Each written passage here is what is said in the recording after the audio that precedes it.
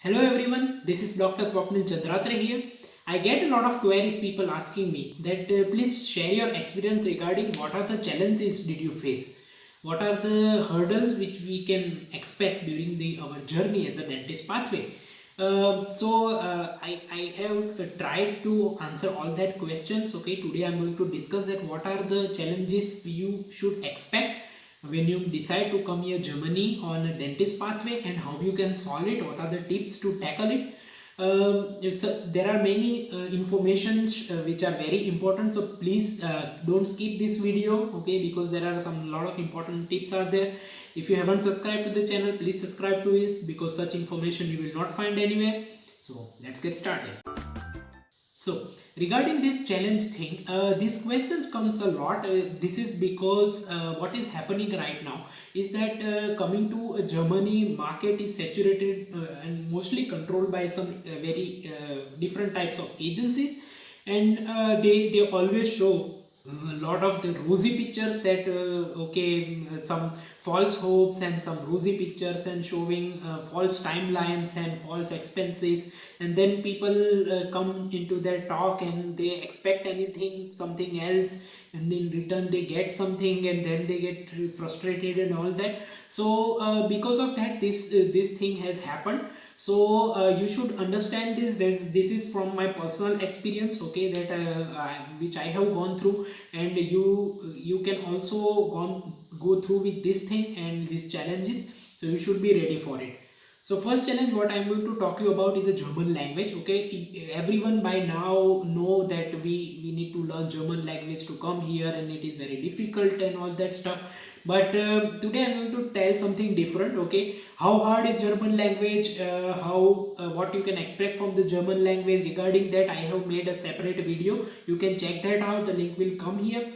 I would say the other part of it that only if this language situation is there, this is also an advantage, it is not a disadvantage. Why? Because see, if Germany will be an English speaking country, then it would be by now the situation will be like other countries like US or Canada or Australia or UK. All these countries are now very much saturated, and it is next to impossible nowadays to become a dentist and follow your dreams.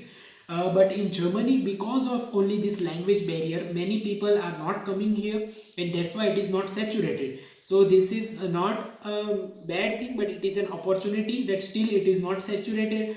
After working here, I would say that and comparing with my other colleagues in other countries, I would say that Germany is far ahead in terms of dentistry compared to other country. But because of there is no knowledge outside, that's why people are not coming here, and that's also an advantage. So yeah, learning a language will be frustrating. Okay, it is not going to be easy, it is tough, it is time taking process, and so on. And it will test your patience, but my advice is to just keep on practicing, keep on learning, do speak more language. Okay, speaking will improve your language. How you can solve that problem, well, I always talk about it, that more problem occurs to those people who learn everything from their home country or India or whatever, wherever they are living. If you learn everything from your home country and then come here, then it's like a culture shock for you. Okay, here people speak in their speed, we learn in our classes at a different speed, and then we don't have any practice at home, and then we forget the language.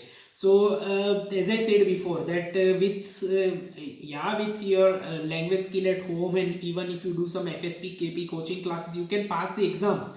It is not a big deal, you can cram it up in the exam and pass the exam. But important thing is when you come to applying those language in a practical mode, for example when you go for your job interviews, then it gets very difficult to find a job because you don't have a good control over language.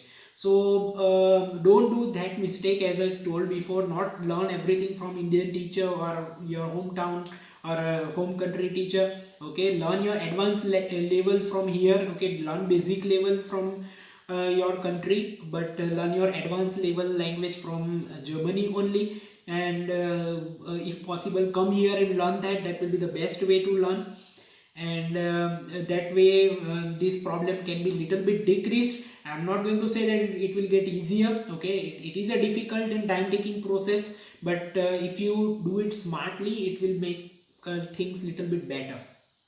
The second challenge is time and the waiting period. Now, this is the very funny thing to say, but when you apply for Germany, you need, the most important thing is, after your language, is your patience. Because believe me, the process will test your temperament, it will test your patience. In the process, you might get frustration, you might get pressure from from your house or from your colleagues or whatever, and it will definitely test your nerves. But important is that you have to be patient. Okay, in Germany is a bureaucratic country, so here everything takes time. Okay, when we talk about work life balance in Germany, this work life balance also apply to the people who are working in embassies or in Ausländer Behörden, right? So they also require vacation, they also work less time. Not only dentists, we hope for work life balance, then they also live in a work life balance, right? So that's why they work for less hours, and because of that, the timing is nowadays increasing and increasing. One more thing I would like to say, that don't get into any false hope of, if any agency or if any person tells you that they can get the process faster. It is not going to happen. You have to keep in mind, minimum sometimes for language, you have to keep in mind approximately around 1 year time till you learn your language. Okay, for deficient Bescheid, when you apply for your documentation, it takes around 6 months to 1.5 year time. Okay, it is not going to be shortened. It can get lengthened, but it cannot get shortened. Okay, so be ready for it. Then you also need waiting time. After you coming here, you apply for your FSP exam date, then you have to wait for your exam dates. Okay, whenever you get the opportunity, you give the exam. If you fail your exam in a first trial, then again you have to wait for 3 to 6 months depending upon when you get this appointment. So then comes your waiting time. Once you clear your FSP exam, then you apply for your work permit. That takes also 6 to 8 weeks, or maybe sometimes if you don't submit your document properly, it might take up to 3 months. So a lot of patience will be required before you start working as a dentist. Okay, after that, once you start working, then you apply for your KP exam date, you get the appointment, and then you wait for it. If you fail in the trial, then you wait for a second trial. Again, that waiting game will come. Okay, until and unless you clear your KP exam, till then this thing will come. Okay, so be ready for it. Don't take it as a negative thing. Okay, this is just use your time during this thing. If you are waiting for your FSP exam dates, then prepare for your FSP exam better, do hospitations, find job, or do that stuff like that, do constructive things. When you wait for your KP exam, do work as a dentist side by side. Okay, keep earning, keep gathering the knowledge. When you wait for your deficient decide, it is advisable to continue your work. If you are working in some clinic, then do continue work that. Okay, don't leave your clinic or something like that until then you receive your deficient decide. Okay, keep on working. If you have your personal clinic and you think of shutting it down, then don't do it before deficient decide. Okay, because with the visa, it is also taking nowadays 3 to 4 months. So be ready for it. During that time, you can manage all your things. So till then, continue with your lifestyle.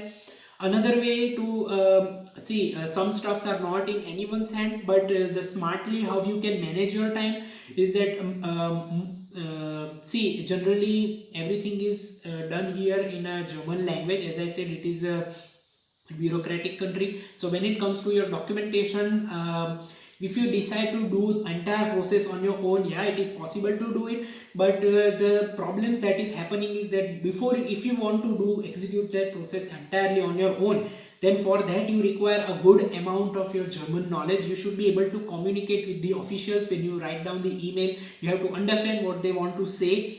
Okay, and that is the mistake people are doing. You have to learn first till B2, and that will take around around 1 year time or something like that. After that, you start your documentation process, you submit your documents.